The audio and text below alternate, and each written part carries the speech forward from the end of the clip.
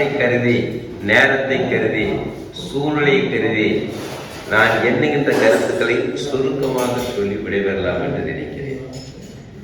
எனக்கு முதல்ல இந்த வாய்ப்பை ஏற்படுத்தி கொடுத்து என்னையும் எனது மகனையும் சிறப்பு செய்ததற்கு ஏற்பாடு செய்த மரியாதைக்குரிய திரு ஸ்ரீதரன் சார் அவர்களுக்கும் பக்தாரன் சார் அவர்களுக்கும் எனது பணிவான நன்றியை காணிக்கையாக்குகிறேன்.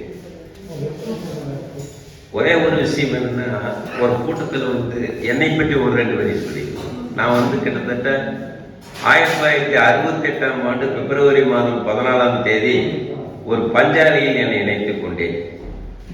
28 ஆண்டு காலம் பஞ்சாலையில் பணிபுரிந்து எந்த வளர்ச்சியும் இல்லாத காரணத்தால் 1991ஆம் ஆண்டு ஆயுள் காப்பீட்டு கழகத்தில் என்னை இணைத்துக் கொண்டேன். இணைத்துக் கொண்டு கிட்டத்தட்ட 33 ஆண்டுகளுக்கு மேலாக பணிபுரிந்து இந்த 33 ஆண்டுகளிலும் கிளையினுடைய முதல் மூவராக இருக்கின்ற வாய்ப்பையும் பெற்று இன்றைக்கும் பணி செய்து கொண்டிருக்கிறேன். இதற்கு நான் பள்ளி படிப்பை முடித்தது இல்லை. சூழ்நிலையின் காரணமாக, வறுமையின் காரணமாக 8வது முடித்து 9க்குள் நுழைய முடியவில்லையே. நமது குழந்தைகளை நன்றாக படிக்க வேண்டும் என்ற ஒரு எண்ணத்தில், ஏக்கத்தில், தாக்கத்தில், ஒரு உறுதியான வைராகியத்தில் என்னை அர்ப்பணித்துக் கொண்டு எனது சம்பளத்தை நானே நிர்ணயிக்கலாம் என்று முடிவு செய்து வீடு தோறும், இல்லந்தோறும், வீதிகள் தோறும், தெருக்கள் தோறும் எல்லா இடங்களையும் பைசைக்கிள், டிவிஎஸ் எல்லாம் என்று அலைஞ்சு நிறைய சம்பாதிச்சு பையனை இந்தியாவிலேயே நம்பரும் காலேஜ் IIM பிரணாப் முகர்ஜி பொருளாதாரத்தை எடுக்கின்ற வகுப்பிலே சேர்த்து படிக்க வைத்தேன். அதற்கடுத்து இப்ப போட்டோ எடுத்துக்கொண்டிருக்கிறார் எனது மகள் ஊட்டி கான்வென்ட்லே படிக்க வைத்து கிட்டத்தட்ட லண்டனை தலைமையாக கொண்ட ஒரு பார்க்லஸ் வங்கியிலே ஒரு மாதம் 2 லட்சம் ரூபாய்க்கு சம்பாதிக்கிற அளவுக்கு அவர்களை தயார் செய்து வைத்தேன். நான் ஏதோ பெருமைக்காக இதை சொல்வதற்காக சொல்லவில்லை. என்னுடைய பையனுக்கு, என்னுடைய திருமணத்திற்கு, என்னுடைய வளர்ச்சிக்கு இங்கே இருக்கின்ற அத்தனை நபர்களுமே எனக்கு காரணம். Umarguru sir, Vijayakumar sir, Manoharan sir, SDM sir, Gangadharan sir, தனித்தனியாக பெயர்கள் சொல்லாவிட்டாலும் கூட அத்தனை பேருமே நீங்கள் கொடுத்த மோட்டிவேஷன்ல, உற்சாகத்திலே, ரவிசங்கர் சார் எனக்கு கொடுத்த ஆதரவுல எல்லாத்தையும் சேர்த்து உயிர்மயமாக்கி இலக்கை நோக்கி பயணம் செய்து நான் நினைத்த இலக்கை ஓரளவுக்கு எட்டிவிட்டேன் என்பதை பெரியோடு உங்களுக்கு சொல்லிக் கொள்கிறேன். எனக்கு காலம் கருதி சுருக்கமாக பேச வேண்டியிருக்கின்ற காரணத்தினால் ஒரு இடத்துல ஒரு பேச்சாளர் பேசிட்டு இருந்தார். பேசிட்டு இருக்கும்போது அவர் பாட்டில் பேசிட்டே இருக்கிறார். சூழ்நிலை எல்லாம் தெரியாதவருக்கு பேசிட்டு இருந்துட்டு அந்த தலைமையேற்று விட்ட சார் ரொம்ப டைம் ஆயிடுச்சுங்க அப்படின்னு சொன்னார். அதுக்கு அவர் சொன்னாருமா, நேரமான பரவாயில்லைங்க, எதுக்காக காவல்றையாவது பார்த்துக்கலாமல்ல. மணிக்கணக்கு 4 கணக்கு பேசிட்டு இருந்தார். அவர் அதையெல்லாம் தாண்டி இப்ப நமக்கு முன்னாடி இருக்கிற பிரச்சனை என்னன்னா, ஓய்வூதியம் பெறுகிறவர்கள் என்று சொன்னார். ஓய்வூதியம் பெறுவர்கள் அல்ல. இங்கே இருக்கிறதெல்லாம் கீழ் சப்ஸ்டாஃபா இருந்து ஹையர் லெவலுக்கு பல பேர்த்த தயார் பண்ணி உற்சாகப்படுத்தி ஒரு இடத்துல கொண்டு வந்து நிறுத்தி அவர்களுக்கும் வாழ்க்கை கொடுத்து கஷ்டம்னா என்ன, உழைப்புன்னா என்ன அப்படிங்கிற எண்ணங்களை தெரிஞ்சுட்டு ஹையர் ஆஃபீஸரா ஒரு குரூப் வந்திருப்பீங்கன்னு நான் நினைக்கிறேன். இன்னொரு குரூப் வளர்ச்சிதிகாரியாக இருந்து அப்படியே டெவலப் ஆகி ஒரு நல்ல நிலைக்கு வந்திருப்பாங்கன்னு நான் நினைக்கிறேன். இன்னொரு குரூப் டைரக்டா எக்ஸாம் எழுதி LICல கயர் நிலைக்கு வந்திருப்பாங்க. அப்ப இங்க இருக்கிறவங்க எல்லாமே ஓய்வூதியம் பெறுவதல்ல, நீங்க செஞ்ச காலத்துல உங்களுக்கு கொடுக்கப்பட வேண்டிய ஊதியத்தை நிறுத்தி வைத்து இப்போது கொடுத்து கொண்டிருக்கிறார்கள். ஆகவே நீங்க செய்த வேலைக்கு ஊழியர் வாங்குகிற ஊழியர்கள் தான் நீங்களுடைய ஒரு பென்ஷன்தாரர்கள் அல்ல என்பது என்னுடைய கருத்து. ஆகவே உழைப்பு, முயற்சி, திறமை இதெல்லாம் பேசும்போது சொல்லுவோம். அப்போ ஃபர்ஸ்ட் நமக்கு முன்னாடி இருக்கிற கடமை என்னன்னா, நம்ம வயசாயிடுச்சுங்கிற எண்ணம் நமக்குள்ள இருக்கவே கூடாது. நான் பேசும்போது பார்த்தா விஜயகுமார் சார் ரொம்ப எக்ஸ்ட்ரா தெரியுறாரு. என்னுடைய பையனுக்கு அவர் தான் வரவேற்பு நடத்தினார். திருமணத்துக்கு ஒரு 10, 20, 30 அதிகாரிகள் வந்திருந்தார். SDM ஸ்ரீதர் சார் தலைமை தான் இங்கே நடத்தி கொடுத்தாரு. இது மாதிரி எதுக்கு சொல்ல வரேன்னா, ஃபர்ஸ்ட் நமக்கு இருக்கிற கவலைய தூக்கி வீசிடுது.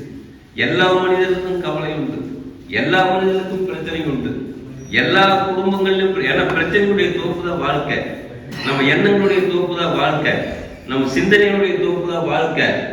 நம்முடைய எதை நினைக்கிறோமோ அதுவாக மாறிடுவோம். கோப்பையர் சொல்லியிருக்காரு, பிரச்சனையை விட நம்ம பெரிய ஆளு நினைச்சா பிரச்சனை சிறுசு, பிரச்சனையை பெருசு நினைச்சா நம்ம சின்ன ஆயிடுவோம். அப்போ ஆகவே கவலையை தூக்கி வீசணும் அப்படின்னு இதுக்கு நமக்கு ஞாபகத்துக்கு கொண்டு வருது. அந்த காலத்துல கிராமத்துல ஒரு பெரியவர் இறக்குற தருவாய்க்கு வந்துட்டார். இறக்குற தருவாய்க்கு வந்து அவருடைய சன் என்ன பண்றாருன்னா, சரி எல்லாம் போயிடுவார தெரியுது, ஊருக்கு வந்து எல்லாத்தையும் வர வச்சிடலாம் அப்படின்ட்டு தந்தி கொடுத்துட்றாரு. தந்தி கொடுத்து உறவினர்கள் எல்லாம் வந்துடுறாங்க, ஒரு 10-25 பேர் வந்துடுறாங்க. வீட்டுக்கு வந்து எல்லாம் உட்காந்துருக்காங்க. பெரியவர் வந்து போக மாட்டேங்கிறார், இறக்கவே மாட்டேங்கிறார், அவங்களும் போக மாட்டேங்கிறார். ஏன்னா தூரத்துல இருந்து வந்துட்டாங்க, முடிச்சுட்டே போயிடலாம் அப்படின்னு போயிட்டு இன்னொரு தடவை வர முடியாது, முடிச்சுட்டே போயிடலான்னு சொல்லி அவங்களும் இருக்கிறாங்க. இவரும் போக மாட்டேங்கிறாரு. அவர் சனுக்கு ரொம்ப கவலையாயிடுச்சு. கையில் இருக்கிற பணம் தான் போயிட்டு இருக்குது. 25 பேருக்கு திண்ணீர் வரிசையா படுத்துக்கிறாங்க, 3 நேரம் சாப்பாடு போடணும். அதுல ஒருத்தர் கேட்கறாங்க, என்ன தினம் இட்லியே கொடுக்குறீங்க, ஒரு நாளைக்கு பூரி கொடுக்குறீங்க அப்படின்னு கேட்கிறாரு. இன்னொருத்தர் வந்து 11 மணிக்கு டீ பிஸ்கட் கொடுத்தா பரவாயில்லைங்கிறதுல பழக்கம் இருக்கு. ரொம்ப கவலையோடு இருக்கிறாரு.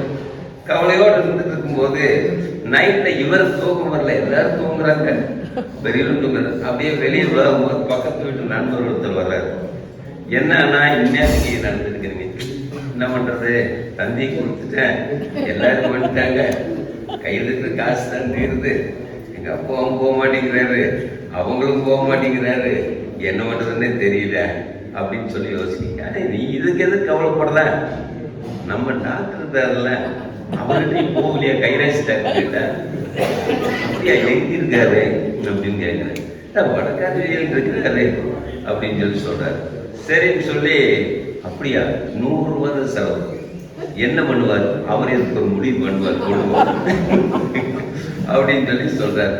சரின்னு ஸ்ட்ரக்சரை வச்சு 100 ரூபாய் செலவு பண்ணி கொண்டு போறாரு. அவர்கிட்ட போய் என்னப்பா அப்படின்னு கேட்கிறாரு. அவரு இது மாதிரி இங்கே ஒரு 10 நாள் ஆகி போச்சுங்க, ரொம்ப மனசு கஷ்டமா இருக்குது, அப்பாவும் போக மாட்டேங்கிறாரு, அவங்களும் போக மாட்டேங்கிறாங்க, கையில் இருக்கிற காசு போகுது, என்ன பண்றதுன்னு தெரியல அப்படின்னு சொல்லி சொல்றாரு. உனக்கு அறிவு இருக்குதா, நான் உனக்கு இங்க இருக்கிறது தெரியுமா, இத்தனை நாள் என்ன பண்ணுங்க. ஏன்னா அவர் யாரையுமே அவர்கிட்ட வரதுக்குள்ள கூட்டிட்டு போன்னு சொன்னதில்லை, தூக்கிட்டு போன்னு சொல்லிதான் பழக்கம். உடனே அவர் என்ன பண்றாருன்னா, கூப்பிட்டு கொண்டாங்க அப்படிங்கிறாரு. பக்கத்துல வச்சு கையை பிடிச்சு நாடி பிடிக்கிறதுக்கு அப்படி மேல தூக்குறாரு. டொக்குன்னு தூக்கிட்டு போ, வந்த காரியம் சுவிச்சோ முடிஞ்சது அப்படின்னு. எதுக்குன்னா எல்லா கவலைக்கும் ஒரு தீர்வும் ஒரு இதுவும் உண்டு அப்படின்னு சொல்லி. இன்னொருத்தர் கல்யாணம் ஆகி ஒரு 30 நாள் முடிஞ்சது, 60 நாள் முடிஞ்சது. அவருக்கு மனைவி வந்து எப்ப பார்த்தாலும் உப்புமாவே போடணும். உப்புமாவே போட்டோன்னா 91வது நாள் அவர் கேட்கிறாரு, என்ன இன்னைக்குமே இதுதானா அப்படின்னு சொல்லி கேட்கிறாரு. இன்னைக்கெல்லாம் என்னைக்குமே இதுதான், எனக்கு எதை தவிர ஒன்றும் செய்ய தெரியாது, ஒண்ணு எனக்கு தெரியாது அப்படின்னு சொல்லி சொல்றாரு. அப்போ சரின்னு சொல்லி, வேண்டாம் ஒரு நாளைக்கு ஹோட்டல்லையே போய் சாப்பிடலாம் அப்படின்னு சொல்லி ஹோட்டல் கூட்டிட்டு போறாரு. ஹோட்டலில் போய் சொன்னா எனக்கு என்ன சொல்றதுன்னு இல்லை. கிராமத்து ஹோட்டல்னா பூரி இருக்கு, தோசை இருக்கு, சப்பாத்தி இருக்கு, எது வேணும்னு கேட்பாங்க. இவர் நல்ல 5 ஸ்டார் ஹோட்டல் மாதிரி போயிட்டாரு. அவன் பேச மாட்டேங்கிறான், ஒரு அட்டை கொண்டு வந்து கொடுக்குறாரு, வெளுக்குன்னு இதை பார்க்குறாரு, ஒன்றும் புரிய மாட்டேங்குது. 8வது டிக் அடிக்கிறாரு, 8ஆம் நம்பர் டிக் அடிக்கிறாரு. டிக் அடிச்சோன்னா அவன் போய் உப்புமா கொண்டு வந்து வைக்கிறான். 8ஆம் நம்பருக்கு உப்புமா வச்சுன்னா இவருக்கு சம்சாரம் அப்படி ஒரு மாதிரியா பார்க்குறது. அங்கதான் இதுன்னா இங்கே எதையவே சொல்லியிருக்கேன், எனக்கு இங்கிலீஷ் தெரியாதுன்னு சொல்லிக்க முடியாதுல்ல, அதனால இவர் பேச முடிஞ்சு சாப்பிட்டு முடிச்ச முன்னாடி எதுக்காக இருக்கிறத என்ன சாப்பிட்றாரோ அதையும் நம்ம சொல்லிக்கலாம் அடுத்தது அப்படின்னு பார்த்துட்டே இருக்காரு. ஆப்போசிட் இருக்கிறவர் அவர் ஏற்கனவே உப்புமா தான் சாப்பிட்டு இருக்கிறாரு. சாப்பிட்டு முடிச்சுட்டு அப்புறம் சப்ளையர் வந்து என்ன வேணும்னு கேட்கிறாரு. அந்த எதுக்காக வேணும்னு ரிப்பீட் ஒன்ஸ் மோர்னு சொல்லிட்டாரு. அப்புறம் இவருக்கும் தெரியாது, இவர்கிட்ட கேட்க ரிப்பீட் பண்ண மறுபடியும் கொடுத்து அப்படின்னு நம்ம நினைச்சிட்டு இருக்கிறோம். நமக்கு வயசாக கிடையாது. நம்ம எல்லாம் இளைஞர்கள். மனசுதான் வயசு, உடம்பு வயசு இல்லை. இப்போ எனக்கு பார்த்தீங்கன்னா 73 வயசு ஆச்சு. நான் எனக்கு வயசு ஏன்னா ஒருத்தர் காலம் கண்டுபிடிக்காம இருந்திருந்தான்னு வைங்க, 7 நாள் ஆன வாரம், 30 நாள் ஆன மாதம், 365 நாள் ஆன வருஷம், இது யாருமே கண்டுபிடிக்காம இருந்தா யாருக்காவது வயசு தெரியுமா? ரிட்டையர்மெண்ட்டே இல்லையே. என்ன ரிட்டையர்மெண்ட்? நம்ம நாட்டு ரிட்டையர்மெண்ட் ஆனவங்க தான் நம்மளை ஆகிறவங்க. சென்ட்ரல் கவர்மெண்ட் போற 60 வயசு தாண்டவங்க, 60 வயசு தாண்டவங்க ஆளக்கூடிய அளவுக்கு அவங்களுக்கு தெம்பு இருக்கும் போது நம்ம ரிட்டையர்மெண்ட் ஆயிட்டாங்கிற எண்ணம் நம்ம மைண்டுக்குள்ள வரக்கூடாது.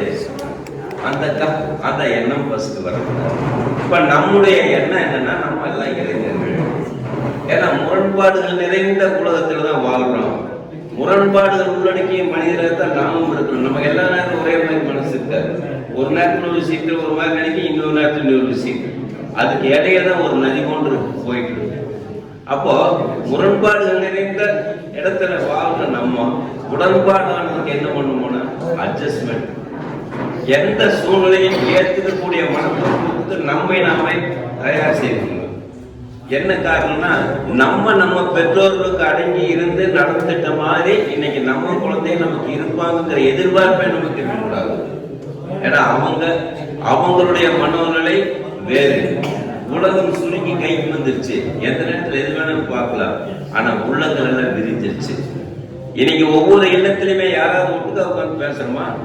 அப்பா அம்மா குழந்தை உட்கார்ந்து பேசணுமா? மொபைல், டிவி, சீரியல் சொன்னோம்னா எல்லா குடும்பத்திலையும் வெள்ளிக்கிழமை முழுவதும் எல்லாம் விளக்கு வச்சு எல்லாம் ஏற்றி டிவி போடுவாங்க. அங்கே கதறி அழுதுட்டு இருக்கு சீரியல். வீட்டுக்குள்ள இளவு குடும்பமாக எடுத்துட்டு இருக்கு. அப்போ எல்லா சீரியலையுமே சொல்றது அந்த குடும்பத்தை பிடிக்காம விட மாட்டேன், அவங்கள சேர்த்து விட மாட்டேன். சீரியல் வர டைலாக் இது இல்லாத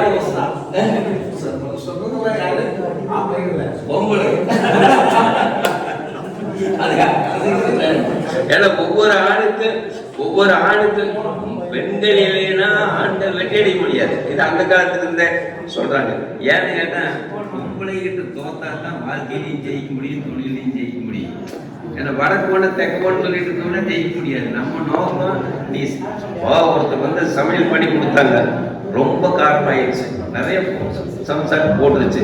காரணம் இவர் காரணம்னு சொன்னா சண்டை வந்து பிரச்சனை வரு. உனக்கு ஊட்டி விட்டு நான் ரொம்ப நாள் ஆச்சு, நீ வா, இது பூராமே இன்னைக்கு நான் ஊட்டி வரல அப்படின்னு சொல்லி ஊட்டி விட்டு உணர்வு சேவை. அப்போ உணர்வு ஃபர்ஸ்ட் காரணம் அப்படிங்கிறது. ஒரு வைத்தியர் ஆஸ்பத்திரியில ஒரு டாக்டர் வைத்தியம் பார்த்தாரு. 4 வைத்தியங்களுக்கு வைத்தியம் பார்த்தாரு. வைத்தியம் பார்த்துட்டு எந்த அளவுக்கு தேடி இருக்குது அப்படிங்கிறதுக்காக பார்க்கணும். ஒரு வைத்தியத்தை கூப்பிட்டு, எங்க நீ சைக்கிள் ஓட்டு பார்க்கலான்னு சொல்லியிருக்காரு. சைக்கிள் கொடுக்காமையே அவர் படுத்துட்டு அப்படியே 2 காலம் நாள் கொடுக்குறாரு, சுத்துறாரு, கையில பிடிக்கிறாரு, எல்லாம் பண்ணிட்டு இருக்கிறாரு.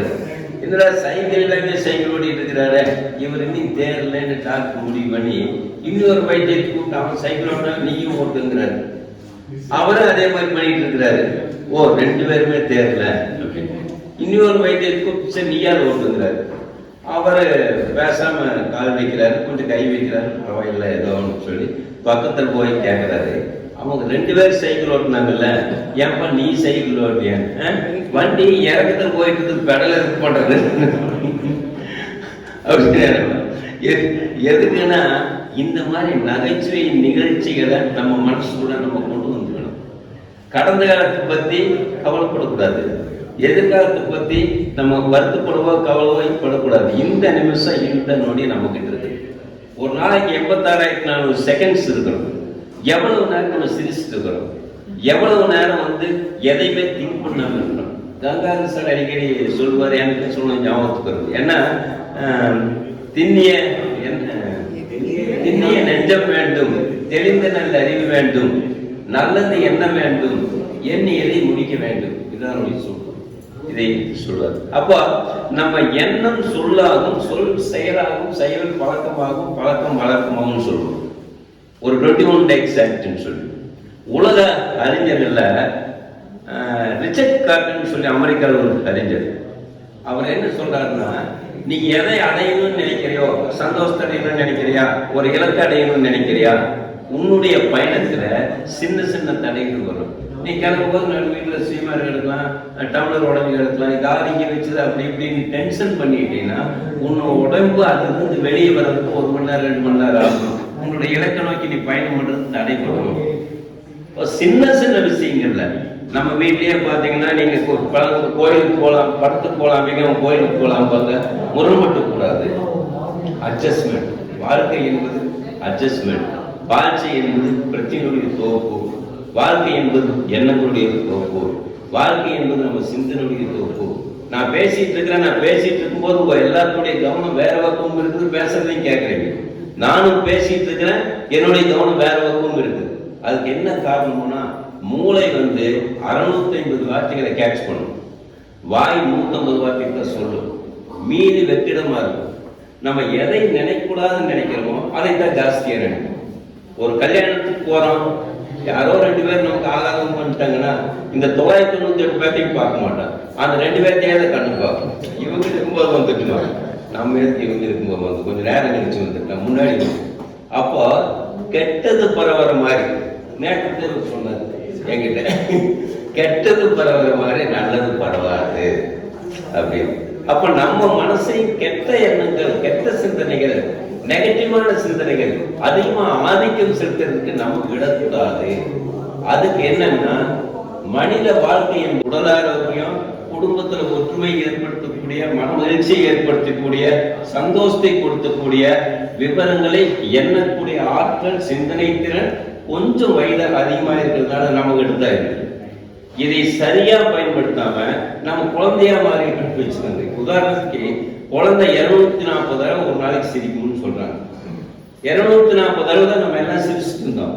சாதாரண ஒரு கிளிகிழப்பை காட்டுல சிரிப்போம். இப்ப கொண்டு வந்து யாராவது நம்ம மூஞ்சிக்கு முன்னாடி கிளிகிழப்பை காட்டு என்ன நடக்கு? அப்படி சிரிச்சிட்டு இருந்தவங்க தான் நம்ம. சிரிச்சிட்டு இருந்த மேல குழந்தை எப்ப சிந்திக்க ஆரம்பிக்குதோ அப்பவே பிரச்சனை வந்துடும். பிரச்சனை வந்தா படிக்கணும் போடா, முதுகு கட்டுறா. நான் ஹிட்லர் வேலை செஞ்சாங்க. ஹிட்லர் செய்யும் போது வேலை பார்க்குறவங்க ஒரு நிருபர் கேட்குறாரு, என்ன நீங்க சொன்னா என்ன சொன்னாலும் கேட்பான்னு சொல்றீங்களே, இந்த கடல் விழுந்து ஒருத்தர் சாக சொல்லு பார்க்கலாங்கிற. ஒரு சோல்ஜரை கூப்பிட்டு நீ விழு அப்படிங்கிறார். அந்த சோல்ஜர் கடல் விழுந்து இறந்துடுறாரு. அவனுக்கு ஒரே பயம், எங்க இன்னொருத்தர் விழு சொல்லுங்கிறார். இன்னொரு சோல்ஜரையும் கூப்பிடுறாரு, விழுங்குறார். அவன் விழுந்துறான். அவனுக்கு ஒரே இது. 3வது ஆள ஹிட்லர் கூப்பிடுறாரு, நிருபர் அவன் நிறுத்திடுறாரு. எதுக்கு வர்ற? நான் விழுந்து வர்றேன் அப்படிங்கிற. 3வது உனக்கு வருத்தமா இல்லையா? இது மாதிரி உயிர் போதப்பா நீ கடல் உழவு போற அப்படின்னு கேட்கறது. இவங்கிட்ட தினம் எனக்கு ரொம்ப சந்தோஷம் சொன்னது. ஒரே அடியில் போயிடல அப்படிங்கிறது வெளிப்படுத்துறேன். அப்ப எதுக்குன்னா, நம்ம குடும்பத்துல பேரங்கிட்ட, பேத்திக்கிட்ட, மகங்கிட்ட தினம் இந்த ஹிட்லர் பாணியில நம்ம பல பேர் இருக்கிறோம். யாரு சொன்னாலும் யாரும் கேட்க மாட்டாங்க. ஏன்னா அவங்களுக்கு என்ன தோணுதோ அதைத்தான் செய்வாங்க. நமக்கு தோன்றத எடுக்க மாட்டாங்க. அந்த காலத்துல பார்த்தீங்கன்னா கூட்டு குடும்பம் இருந்தது. எப்போ அண்ணன் தம்பி 4 பேர் இருப்பாங்க, 4 பேருடைய குழந்தைகள் ஒன்று, எல்லாம் ஒட்ட டீமா இருப்பாங்க. ஒரு வீட்டில் 32 குழந்தைங்க, எல்லாம் ஒத்தையா படுத்துவாங்க, ஒட்டுக்கா சாப்பிடுவாங்க, எல்லாம் பண்ணுவாங்க. அப்படி இருந்து அடுத்த வருஷம் மறுபடியும் ஒரு புது குழந்தை பிறக்குது. இது எப்படி நடந்தது அப்படின்ட்டு இது பண்றாங்க. அப்ப எதுக்குன்னா, ஒரு பாதிரியார் கிட்ட சரி ஒரு 5 நிமிஷம் பேசி, ஒரு பாதிரியார் கிட்ட ஒருத்தர் மன்னிப்பு கேட்க போறேன். ஏன்னா நான் பேசிட்டு இருப்பேன், ஒரு 5 நிமிஷத்துல முடிச்சுக்கிறேன். ஒரு பாதிரியார் கிட்ட ஒருத்தன் பாவ மன்னிப்பு கேட்க போறேன். சார் நான் தப்பு பண்ணிட்டேன் அப்படின்னு சொல்லி. தப்பு பண்ணிட்டேன், என்ன தப்பு பண்ணேன் சார்? சொல்ல முடியாது, தப்பு பண்ணிட்டேன் நான். வடக்கால வீதியில் போயா அப்படின்னு. இல்லைங்க. இந்த தெற்கால வீதியில் போயா? இல்லைங்க. மேற்கால வீதியில் 2-3 இடத்து சொல்றாரு, அங்கெல்லாம் இல்லை அப்படின்னு. சார் மன்னிப்பு நான் நாளைக்கு கேட்டுக்கிறேங்க. வெளியே இருக்கிறேன். ஏன் மன்னிப்பு கேட்க? இல்லை, அவர் 4-5 அட்ரஸ் கொடுத்தாரு. ஒரு 4-5 அட்ரஸ் புதுசா கொடுத்தாரு, அப்புறம் மன்னிப்பு கேட்கல அப்படிங்கிற. அதனால நான் மையப்படுத்துவேன். ஏன்னா என்ற நேரத்துக்கு பூரா என் பையன் சாப்பிட்டுட்டான். அதனால சாப்பாடு சாப்பிட்ட மாதிரி இல்லைன்னா நான் இப்ப ஏன் அவனை முன்னாடி விட்டு நம்ம முன்னாடி வந்திருக்கலாமே இப்ப நினைக்கிறேன். பையன் ஒண்ணு கூட்டு நம்ம அதை கெடுத்துட்டான் அப்படின்ட்டு யோசிச்சேன். அவன் பேசும்போதே யோசிச்சேன், கையை காட்ட பார்க்க மாட்டேங்கிறேன், பார்த்தத்தானே முடிக்கிறேன் அப்படின்ட்டு நானும் கையை காமிக்கிறது முயற்சி பண்ணிக்கிட்டே இருக்கேன். சாருன்னு சொன்ன வேண்டாம் விடுத்து பேசிட்டுக்கிறாரு. எனக்கு என்ன நேரம் போயிட்டு இருக்கிறேன், என்னுடைய நேரம் சுருகிட்டு இருக்குதுன்ட்டு எனக்கு இருந்தாலும் பரவாயில்ல. எனக்கு நீங்க எல்லாமே சேர்ந்து ஒரு வாய்ப்பு கொடுத்து பேசுறதுக்கு ஒரு அனுமதி கொடுத்து நிக்க வச்சு எனக்கு கௌரவிச்சதுக்கு வந்து நன்றி தெரிவிச்சுக்கிறேன். காலம் கடந்து இங்க இருக்கிறவங்க எல்லாம் ஒரு 100 ஆண்டு காலம், அதாவது ஒரே ஒன்று நினைவுப்படுறது ஒன்று மட்டும் சொல்லி முடிச்சுக்கிறேன். எல்லாமே நல்லதுன்னு சொல்லுவாங்க, எல்லாமே நல்லதுக்கு எது நடந்தாலும் நல்லது. எப்படி நல்லதுக்கு அப்படின்னு சொல்லி சொன்னா, ஒரு ராஜா வந்து வயசானவங்க வீட்டுல இருந்தா எப்படி என்ன நடக்குங்கிறதுக்கு ஒரு ராஜா ஒரு உத்தரவு போடுறாரு. ஒரு எல்லாருமே ஊரை விட்டு போயிருங்க, வயசானவங்க எல்லாத்தையுமே வீட்டுக்கு ஊரை விட்டு தாட்டிடுங்க அப்படிங்கிறது.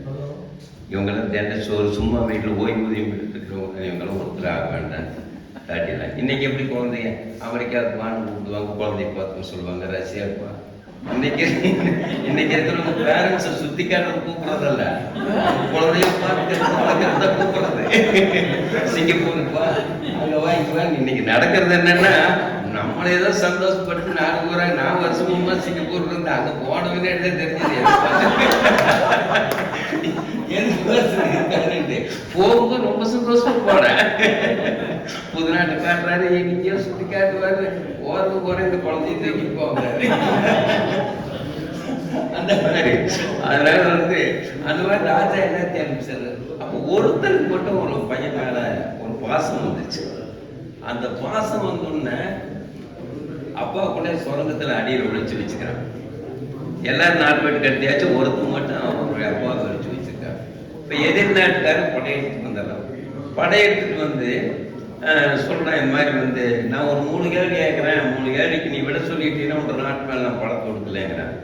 என்ன, தண்ணியில ஒரு மரத்தை வெட்டி போட்டா உள்ள எது போகும், அடி பனை மரத்தை வெட்டி போடுறோம், உள்ள எது போகும் வெளியே எது போகும்னு சொல்லு அப்படின்னு ஒரு கேள்வி. யாருக்குமே சொல்ல தெரியல. இவன் சுரங்கத்துக்கு கொண்டு போய் அப்பா கிட்ட கேட்குறான், ஒரு மரத்தை போட்டா உள்ள போகக்கூடாது, எந்த மரம்? அப்புறம் அவர் சொல்றாரு, பனை மரம் 2 பக்கம் ஒரே மாதிரி துணி இருக்கும், லேசா இருக்கிறதா போயிருன்னு சொல்லி அதை போய் சொல்றான். ஓகே, ஒரு கேள்விக்கு விடுறேன். 2வது ஒரு கேள்விக்கு சாம்பலை கையில திரிச்சு கொண்டு வரணும் அப்படின்னு சொல்றான். சாம்பலா இருக்கிறது எப்படி கை திரிக்கிறது? இப்போ கீழே அவங்க அப்பா கிட்ட போய் சுருங்கத்தில் போய் கேட்கும்போது, கைத்த சாம்பலாட்டு அதை அப்படியே சுற்றி இருக்கிற கயிறு மாதிரி நிற்கும் உடைய காட்டியிருக்கு. அதுக்கு வளைஞ்சிருக்கிற சங்குக்குள்ள நூல் போகணும் எப்படின்னு சொல்லி கேட்குறாரு. நான் குயிக்காக சொல்ல முடியல, டைம் ஆகல. அப்புறம் உடனே ஒன்றும் இல்லை, ஒரு எறும்பு நூலில் சர்க்கரை காட்டு, அதுக்கிட்ட எறும்பு அப்படியே நூல் அப்புறம் கொண்டு வந்து விட்டுரும். இந்த 3 சொன்னோன்னே ராஜா நாட்டையே காப்பாற்றாரு. அந்த பையனை கூட்டிட்டு போய் பாராட்டலன்னு ஸ்டேஜில் பாராட்டணும். பாராட்டும் போது அவர் சொல்றாரு, இது மாதிரி வந்து இது என்ற பதில் இல்லை, நான் தப்பு பண்ணிட்டேன் ராஜா, எல்லாத்தையும் எங்கள் விஷயம் எங்கள் அப்பாவை எங்கள் வீட்டுக்குள்ள பாசத்தினால் சுலபத்தில் வச்சிருக்கேன் அப்படின்னு சொல்லி சொல்றாரு. பரவாயில்ல, உங்கள் அப்பா தான் எங்கள் அப்பா தான் இதெல்லாம் சொன்னது அப்படின்னு. இப்போ சொன்ன உடனே அவருடனே பாராட்டி எல்லா வயசானங்களையும் கொண்டு வர வச்சுட்டாங்க. அது மாதிரி ஒரு வீட்டில் பெரியவங்க இருக்கிறதுங்கிறது ஒரு பாட்டி, அந்த காலத்தில் பாட்டி வைத்தியன்னு சொல்லுவோம். ஒரு குடும்பத்தில் குழந்தைகளுக்கு வந்து ரொம்ப சேஃப்டி, அதை யாரும் உணர்றதில்லை. சிவசங்கரி எழுத்தாளர் சிவசங்கரி சொன்ன ஒரு கருத்தை மட்டும் நினைவூட்டி விட்டு எனக்கு உடைய மலர் முடிச்சுக்கிறேன். சிவசங்கரி அவங்க ஃப்ரெண்டு முத்துசாமின்னு சொல்ற ஹெச்எம், 2 பசங்க நல்லா படிக்க வைக்கிறாரு, நல்லா செலவு பண்றாரு, எல்லாம் செலவு பண்ணி ஆஸ்திரேலியாவுக்கு ஒரு பையன் அனுப்புறாரு, அங்கே ஒரு திருமணம் பண்ணிக்கிறான். இன்னொரு பையன் நல்லா சாஃப்ட்வேர் படிக்க வச்சு மும்பைக்கு அனுப்புறாரு, அங்கே வந்து அவன் நல்லா வாழ்ந்துட்டு இருக்கிறாரு. எனக்கு ஒரு சிவசங்கரி கேட்குறேன், என்ன நீ கொடுக்கணும் ஏதாவது வச்சுக்கலாமான்னு. இல்லை, என் பையன் 2 பேர் அருமையான பையங்க, எனக்கு எதனாலும் பார்த்துக்குவாங்க, எனக்கு எதுக்கு பணம் அப்படின்னு சொல்லி. ரோடு ஆக்சிடென்ட் ஆகிடுது, அவருக்கு இடுப்பு பொடிஞ்சிருது, ஆஸ்பத்திரியில் படுக்கும்போது ஆஸ்திரேலியாவுக்கு ஃபோன் பண்ணுறாரு. அப்போ நான் 1ஆம் தேதி நான் சேலரி வாங்கி பண்ண அனுப்புகிறேன், நான் வர்றதுக்கு எனக்கு வாய்ப்பு இல்லை, லீவ் எல்லாம் கிடைக்காதுன்ட்டு ஒரு மகன் சொல்கிறான். இவர் மனசு ரொம்ப ஃபீல் பண்ணுது. இன்னொரு பையன் மும்பைக்கு ஃபோன் பண்ணுறாங்க. அவங்க வந்து நான் நாளானிக்கு வர்றேன், இன்றைக்கி லீவு கிடைக்காது, நாளானிக்கு வரேன்னு சொல்லி அட்மிட் ஆன முன்னாடி அடுத்த நாள் வர்றாரு. அடுத்த நாள் வந்து பார்க்குறாரு. பார்த்துட்டு அப்பா நீங்கள் இன்னும் சரியாக இருக்கு, ஒரு மாதம் ஆகுது, நீங்கள் சரியாச்சுன்னா ஏதோ ஒரு காப்பகத்தில் விடுறேன், நான் இருக்கிற ஃப்ளாட் அதில் இருக்க வைக்க முடியாது உங்களை அப்படின்னு சொல்ல வேண்டியது சொல்லி முடிக்கிறேன் அப்படின்னு காப்பகத்தில் விட்டுறேன் அப்படின்னு சொல்லி சொல்கிறாரு. ரொம்ப ஃபீல் பண்ணுறாரு. இது மாதிரி வயசானத்தை என்ன நடக்கும் அப்படிங்கிறது. அதுக்கப்புறம் வந்து அதே மாதிரி வந்து நல்லாயிடுறாரு. இவர் வீட்லேயே போய் இருக்கிறாரு. ஒருத்தர் பார்க்க வேண்டாம், நான் எங்கள் வீட்லேயே இருக்கிறேன்னு. நட்பு சிவசங்கரி வந்து பார்க்குறேன். ஃபஸ்ட்டு பேசும்போது நட்பு தான் சிறந்ததுன்னு சார் சொன்னார். நட்பு சிறந்தது. நட்புங்கிறது வந்து கண்ணாடியும் நிழலையும் போகாது. கண்ணாடி பொய் சொல்லாது, நிழல் நம்மளை விட்டு போகாது. கண்ணாடி நிழல் போல தான் நட்பும். அப்போ அந்த நட்பு சொந்த குழந்தைங்க பார்க்கலினா கூட, நான் அடிக்கடி மீட்டிங் சொல்லுவேன், என்ற பெண்ணும் சன்னும் பார்க்கலினா எல்ஐசியுடைய பென்ஷன் என்னை பார்க்கும் அப்படின்னு சொல்லி. அந்த மாதிரி அவர் பார்த்துட்டு இருக்கும்போது அவர் அந்த வேதனையிலேயே அவர் டெத்து வரைக்கும் போயிடுறாரு. டெத்து அந்த வினாடி 2 பேர் வந்து கழுத்தில் கொண்ட போட்டு நிற்கிறாங்க.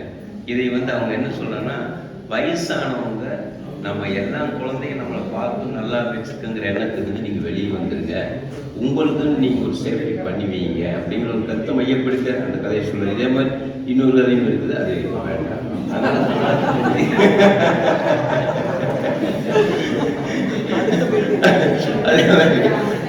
ஏன்னா மனசு வர முடிக்கிறது நோக்கியே முடிக்கவும் முடிப்பாடிக்குது.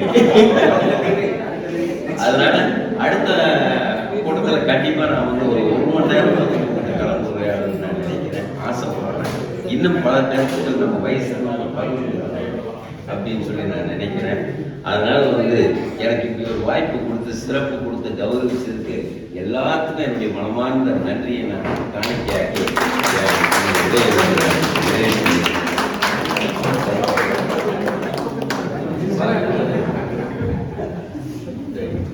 தேங்க்யூ நம்ம இன் சர்வீஸ் கிளாஸ் ஆஃபீஸ் வந்து நம்ம ஃப்ரெண்ட்ஸ் வந்திருக்காங்க.